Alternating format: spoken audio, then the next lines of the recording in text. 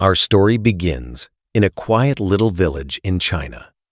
By the lake, a young girl played happily while her father got ready to go fishing. He stepped into the water with his net. The girl started crying, upset that her father was leaving her behind to work in the water. Seeing her tears, he came back out, sat with her, and made silly faces and funny moves until she laughed again. Her joy filled the air until suddenly, her father started shaking in the water. Something unseen beneath the surface was pulling him down. But the little girl kept laughing, thinking he was still playing. She didn't realize the danger until he vanished beneath the waves, and red blood slowly spread on the water. The girl broke into tears. Villagers rushed over and quickly called for a demon hunter. The hunter chanted strange spells, then threw a bomb into the lake. With a loud explosion, a giant manta ray floated to the surface. The hunter claimed the fish was possessed by a demon, that this was the creature that killed the man. The villagers praised him for slaying the monster, but one man stepped forward to disagree. His name was Tang, also a demon hunter, trained and experienced. As soon as Tang spoke up, the first hunter grew furious and accused him of siding with demons. The villagers turned on Tang, beat him, tied him up, and hung him as punishment. Believing the water was safe now, they all jumped in to swim and celebrate. Tang, still bound, watched helplessly, but their celebration didn't last. From the water, a real monster appeared and swallowed a woman whole. Panic spread. People ran, screaming. They thought they were safe on land, but the creature used its long tongue to hunt them. The little girl ran toward her mother, but the monster's tongue lashed out to grab her. Villagers pulled hard to save her, tearing off the creature's tongue and holding her on the bridge's edge. But before they could breathe, the beast leaped out and swallowed the girl in one gulp. Her mother lost her mind with grief. She jumped into the water, desperate to save her child. At the same time, Tang was chewing at the ropes, struggling to break free. Under the dark water, the grieving mother froze in terror as the monstrous face rose before her. The monster glared at her with rage as she begged it to give back her daughter. But of course, the beast didn't care.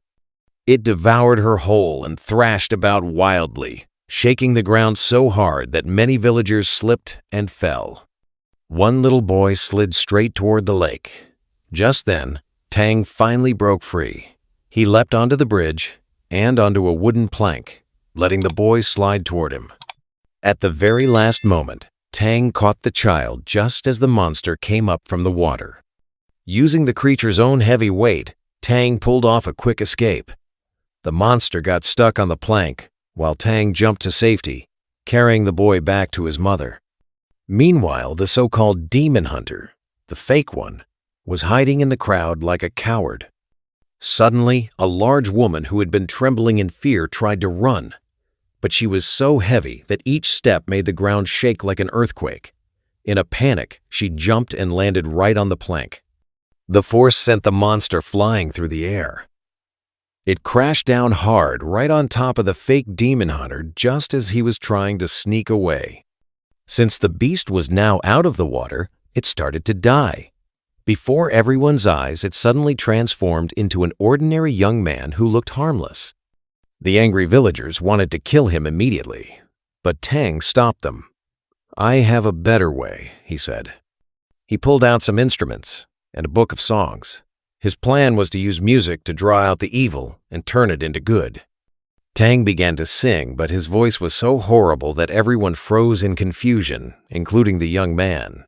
His clumsy lyrics and awful performance were so unbearable that the demon youth nearly went insane.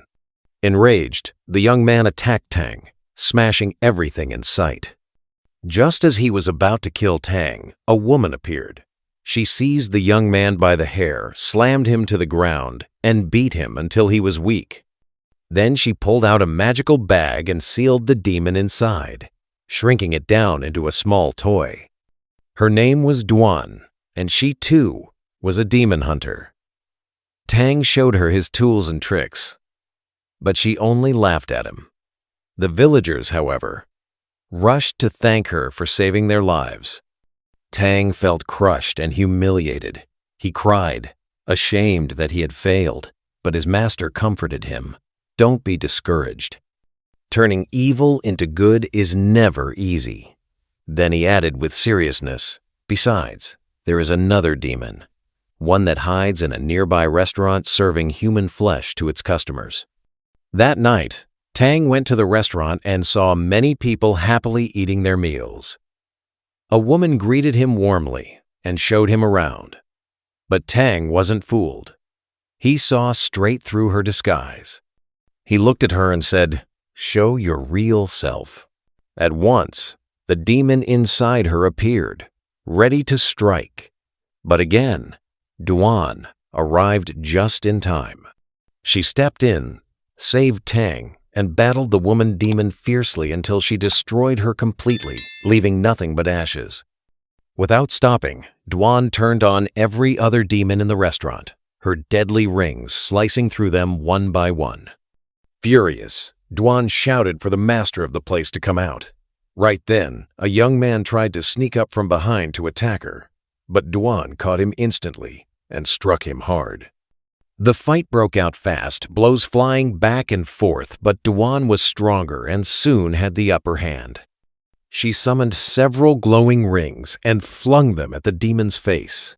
They cut into his skin until, shockingly, a pig's snout began to show.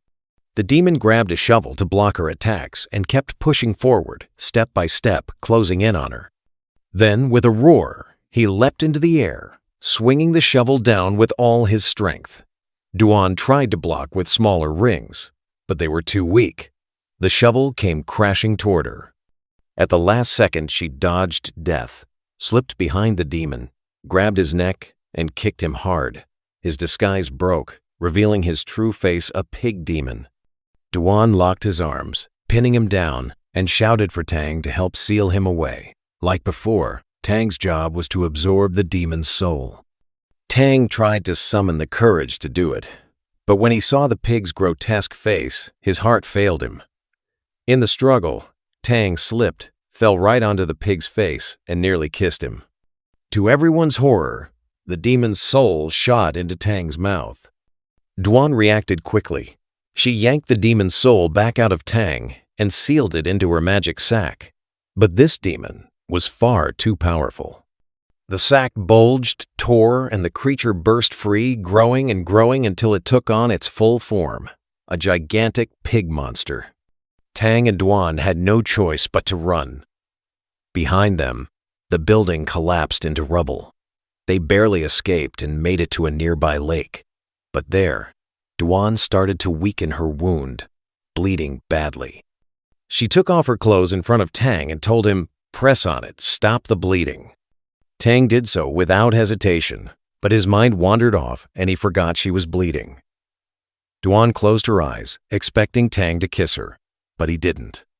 He remembered that he was a monk. So he left her and walked away. The next day, Tang went to his master and admitted that he had failed again in his mission. His master told him that in order to defeat the pig demon, he needed help from the king of demons, whose name was Wukong. All the demon hunters had sealed Wukong beneath a giant mountain 500 years ago. That night, Tang traveled to the mountain, but suddenly fell into a trap set by 5 people. It turned out the 5 were working with Duan. Duan wanted to force Tang to marry her, but he refused and told her that as a monk, his duty was to love all people equally. He couldn't marry and love his wife more than everyone else. Duan grew angry at his words, ordered him imprisoned, and sat down to think of a way to make him fall in love with her.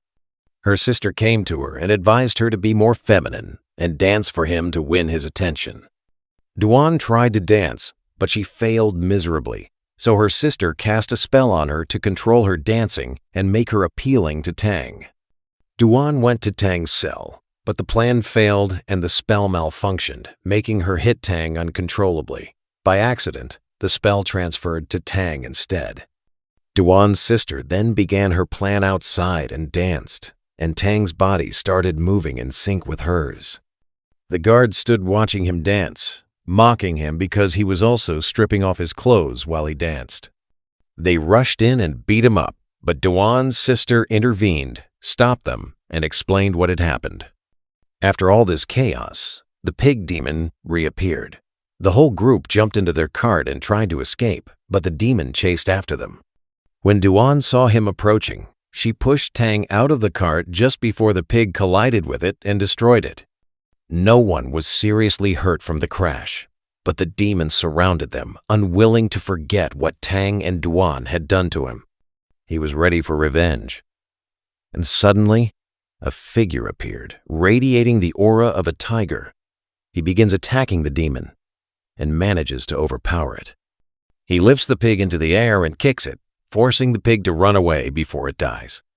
It turns out that this man is also a demon hunter, accompanied by an old man named Mighty Foot, as well as a prince with his 4 maids who keep throwing flowers at him all the time.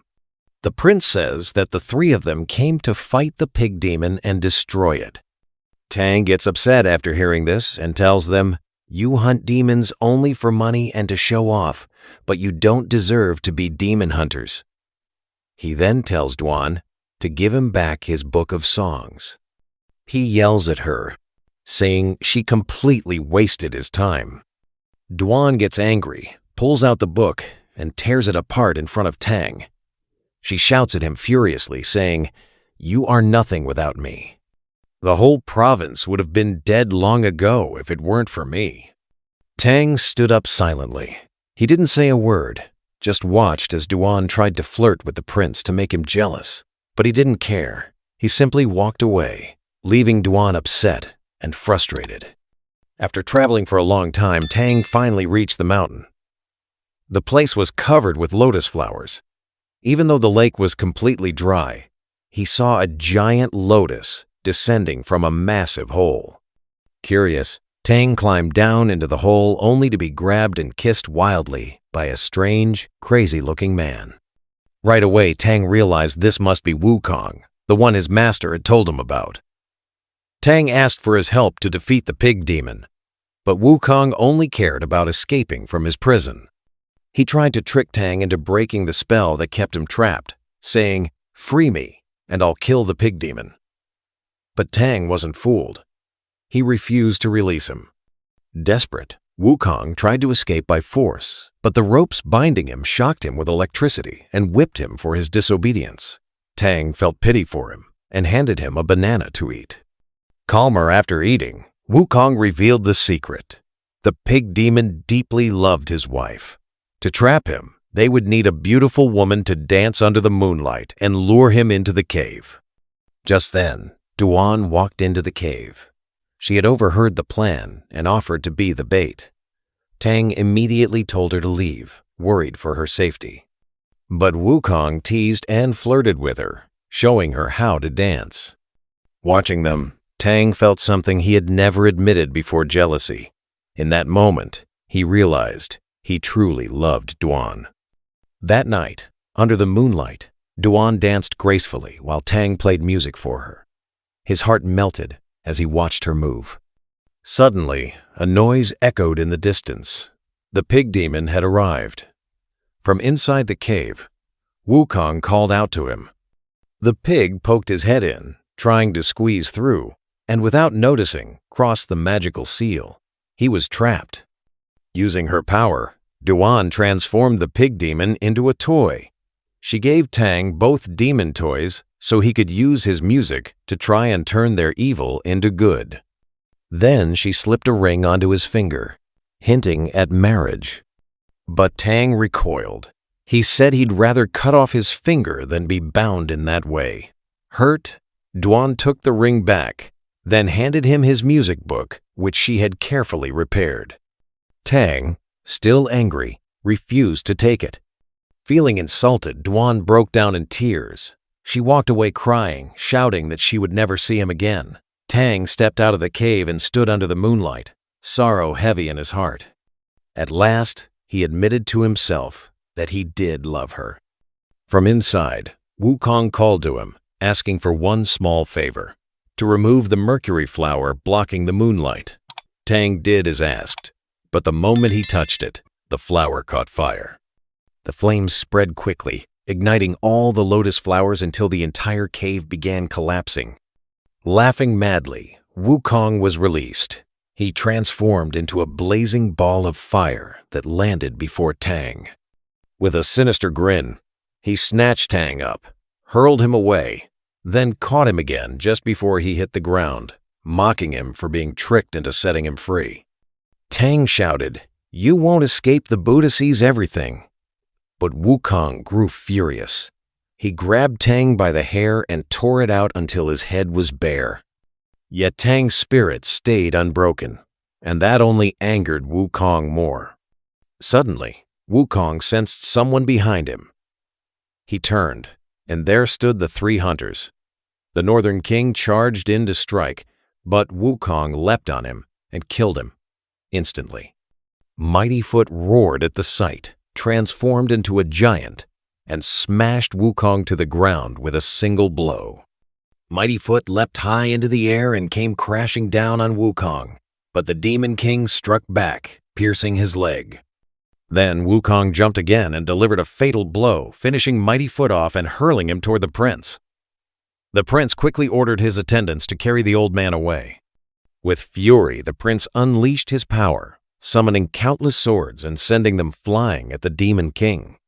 Wukong shot into the sky to dodge, but the blades chased him everywhere, slicing at him no matter where he turned. The Demon King swung his weapon and shattered the swords one by one. But the prince gathered all the fragments into one massive sword and hurled it straight at Wukong. The blow was so powerful it snapped Wukong's staff in half.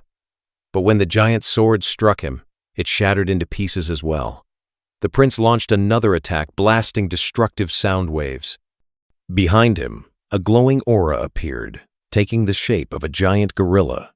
The shock waves roared forward, and in an instant, the prince was disintegrated into dust. The demon then turned his wrath toward Tang, but before he could strike, Duan suddenly appeared. Despite everything Tang had said to her, she stood bravely in front of him, protecting him. She attacked Wukong with her rings, but they evaporated the moment they touched him. Desperate, she rushed straight at him. Wukong stopped her with ease, slapped her hard across the face, and threw her far away. Tang ran to her side, broken with grief. With fading strength, Duan whispered, "Do you love me?" Tang cried, confessing that he had loved her since the very first moment he saw her.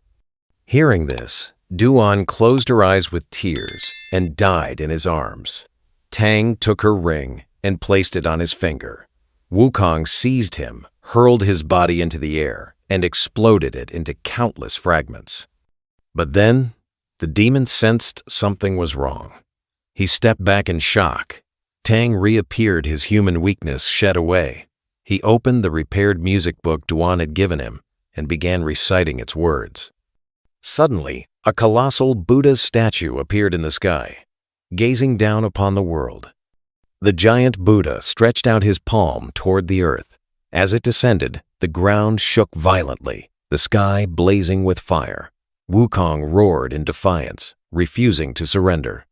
He poured all his strength into resisting, transforming into a massive King Kong figure. With terrifying ferocity, he tried to push back against the crushing hand. But the Buddha's palm pressed down harder and harder. Wukong struggled desperately, but he wasn't strong enough to fight the King of Kings. At last, he was defeated. The Demon King was cast into another dimension, sealed away by Tang's power. Tang then took Duan's ring and bound it tightly around Wukong's head, turning the once proud Demon King into his servant and disciple. After this great victory, Tang was told, "Now you are ready to journey west and bring back the sacred scriptures from India." And so, Tang set off with the demons. He had once fought creatures whose evil he had turned into good. They followed him now as his disciples. Together, the four of them began their journey. And with that, we've reached the end of this episode. Don't forget to give us a like and subscribe to the channel.